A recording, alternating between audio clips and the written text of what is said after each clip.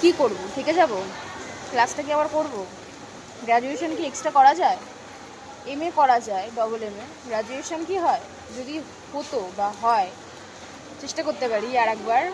এত ভালো লাগছে, দারুণ লাগছে আসলে। অনেক পুরনো স্মৃতি এখানে আছে। আর সব থেকে বেশি কষ্টের বিষয় হচ্ছে এটাই যে আমরা পুরোপুরি ক্লাস বা কলেজ আমরা করতে পারিনি, কারণ করোনা ছিল, তার জন্য আমরা পুরোপুরি করতে পারিনি।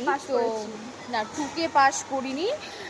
সবাই জানো যে অনলাইন এক্সাম হয়েছিল, তো আমাদের অনেক রেস্ট্রিকশন ছিল যে ম্যামেরা ভিডিও কলে থাকতো, এরকম হতো। তো টুকে আমরা পাস করিনি। যাই হোক, ভালো লাগছে।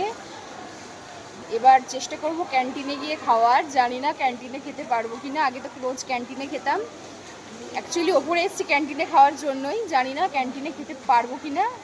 তো দেখা যাক তারপরে আরও কী করি। ততক্ষণ টাটা।